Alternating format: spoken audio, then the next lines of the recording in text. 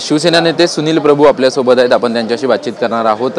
अधिवेशनाचे शेवटचे 2 दिवस राहिलेले आहेत. सरकारनं महाराष्ट्राच्या जनतेला भोपळा दिला अशा स्वरूपाच्या घोषणा देत आज भोपळा घेऊन आंदोलन विरोधकांनी केलं. शेवटचे 2 दिवस राहिलेले आहेत. कशा पद्धतीने भूमिका? महाराष्ट्राच्या जनतेला भोपळा म्हणजे काय? स्थापन झाल्यापासून हे सरकार भोपळाच दिलाय. लाडक्या बहिणींना ज्या पद्धतीने आश्वासन दाखवून मतं घेतली त्यांची संख्या कमी केली गेली. शिवभोजनाला पैसा नाही आहे. शेतकऱ्यांचं कर्ज माफ नाही आहे.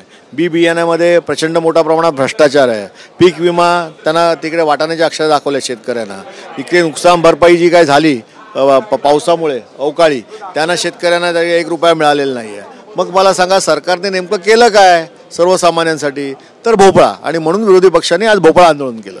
दुसरीकडे आपण जर पाहायला गेलं तर जनसुरक्षा विधेयक जे आहे ते मंजूर जे आहे ते सभागृहामध्ये झालं, परंतु काँग्रेस हायकमांडची नाराजी आहे आणि त्या संदर्भात जे आहे ते काँग्रेसच्या गटनेत्यांना आणि आमदारांना त्या संदर्भात नोटीस दिलेली आहे आणि कारणं त्या संदर्भातली विचारलेली नाही. असं आहे की जनसुरक्षा विरोधकाबाबत अधिवेशनामध्ये विशेष समिती आपण नेमली होती.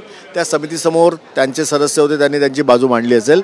पण निश्चित की या बिलाबद्दल विधिमंडळामध्ये बाजू का मांडली नाही हे विचारण्याचा अधिकार त्यांच्या हायकमांडला आहे आणि त्यांची पक्षाची पॉलिसी आहे त्याप्रमाणे ते पत्र गेलं असेल, त्याचे उत्तर ते देतील.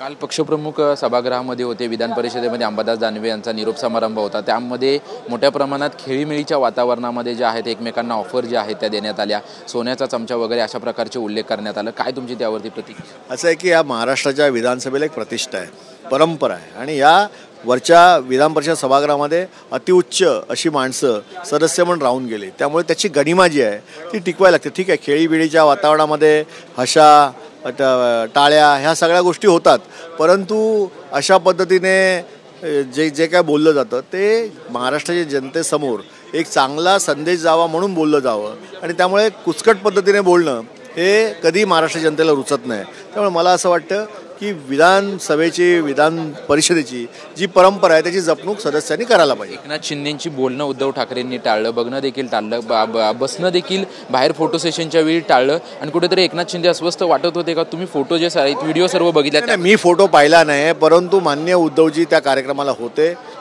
त्यांनी उत्तमपणे दानवे साहेबांची अभिनंदनाच्या ठरावाबद्दल भाषण केलं आणि फोटोसाठी देखील आले होते आणि फोटो काढणं ही या विधानसभेची परंपरा आहे. त्यामुळे ते आल्यानंतर माजी मुख्यमंत्री म्हणून शिवसेना पक्षाचे प्रमुख म्हणून त्यांना जो काय सन्मान द्यायला पाहिजे तो दिला गेला. आमच्याशी बातचीत केल्याबद्दल कॅमेरामन खंडू कसबेसह निवृत्ती बाबर, TV9 मराठी, मुंबई.